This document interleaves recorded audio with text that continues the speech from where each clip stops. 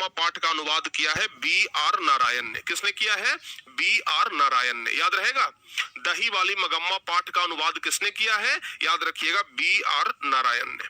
ठीक है, तो बस लेखक के बारे में इतना ही चीजें आप लोगों को याद रखना है कि लेखक का जन्म लेखक का नाम श्रीनिवास है, लेखक का पूरा नाम मास्ती वेंकटेश अयंगार है। लेखक का जन्म हुआ है 6 जून 1891 को। कहा में? तो कर्नाटक के कोलार में। लेखक को साहित्य अकादमी पुरस्कार मिल गया है, भारतीय ज्ञानपीठ पुरस्कार मिल गया है और सन्ना केथेगेलू नामक पुरस्कार भी इनको 1968 में मिला है। इसके अलावा आपको यह भी बताना होगा कि यह कहानी जो है वो नेशनल बुक ट्रस्ट इंडिया से लिया गया है और इस कहानी को हिंदी में अनुवाद किए हैं बी आर नारायण। तो प्यारे बच्चे, अगर इतना आप लोग अच्छे तरीके से याद कर लेते हैं तो लेखक परिचय समझिए कि आपका कंप्लीट हो गया।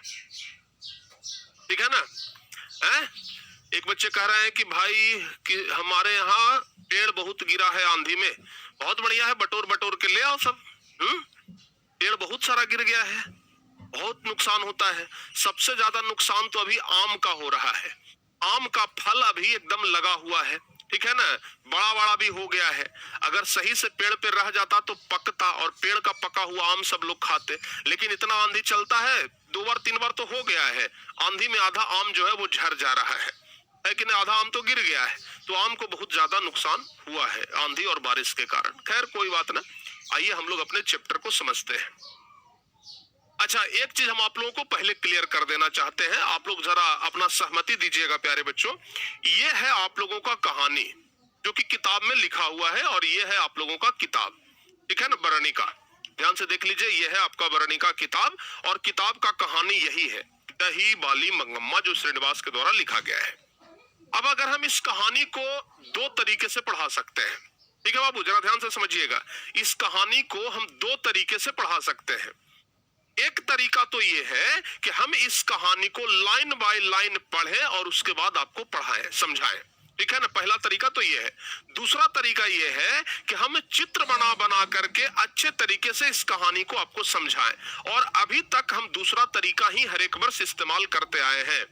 लाइन बाय लाइन पढ़ने से ज्यादा बेहतर है कि बस हम आपको एक कथा की तरह इस कहानी को कहें और आप एक श्रोता की तरह इस कहानी को ध्यान से सुनिए, ठीक है ना, और वह ज्यादा याद होगा। लाइन बाय लाइन पढ़ेंगे शायद आपको ये कहानी याद ना हो, लेकिन अगर हम ऐसे सुनाएंगे तो ये कहानी आपको हो सकता है कि ज्यादा बेहतर तरीके से याद हो। ठीक है बाबू? तो दूसरा नंबर तरीका कि पहला नंबर तरीका, आप लोग कमेंट करके बताइए। बताओ बाबू, दूसरा नंबर तरीका कि पहला नंबर तरीका, बताइए जल्दी से।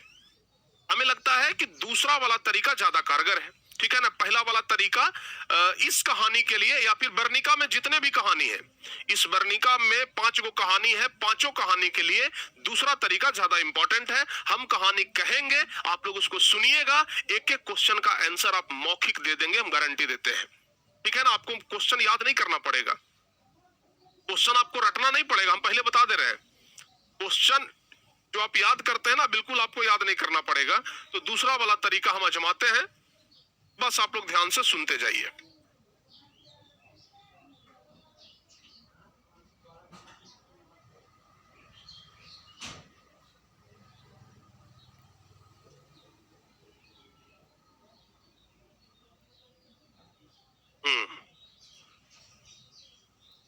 तो जरा एकदम इस कहानी को ध्यान से आप लोग समझने का, सुनने का प्रयास करिएगा, ठीक है बाबू? हाँ, चलिए आइए इस कहानी को हम बहुत ही शानदार तरीके से समझाते हैं। एक महिला है, जरा ध्यान से देखिए। ये जो महिला है ये दही बेचती है, ठीक है ना। ये महिला क्या करती है? दही बेचती है और इस महिला का नाम है मंगम्मा। इस महिला का क्या नाम है? मंगम्मा। जरा ध्यान से सुनिएगा, एकदम सब कुछ समझ में आ जाएगा, एकदम अच्छे तरीके से समझ में आ जाएगा, बस आप लोग ध्यान से सुनते जाइएगा। तो ये महिला, इसका नाम क्या है? मंगम्मा है। और इसका काम क्या है? इसका काम है दही बेचना।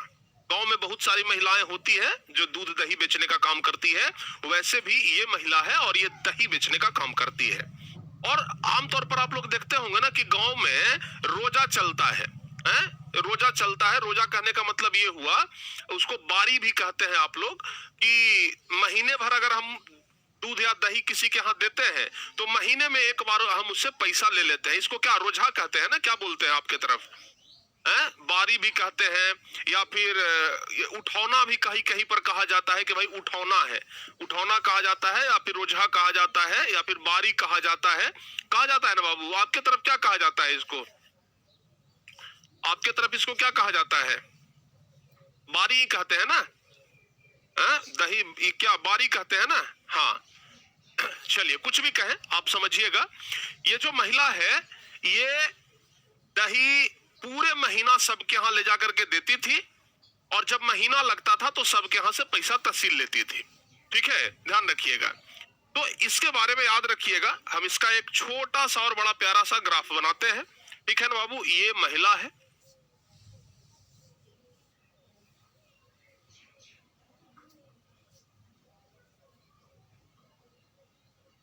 क्योंकि ये महिला है तो जरा इसका बाल जरा बड़ा बड़ा कर देते हैं ताकि ये पता लगे। ठीक है, ये इसका बाल लिख लीजिए जी, बड़ा बड़ा हो गया। और यह एक बूढ़ी महिला है, और इसका नाम क्या हम रख रहे हैं? मंगम्मा। इसका नाम क्या है बाबू? याद रखिएगा, नाम क्या है? मंगम्मा। नाम क्या है? मंगम्मा। ठीक है ना? इस महिला का नाम क्या है? मंगम्मा। समझ में आ गया कि नहीं आ गया?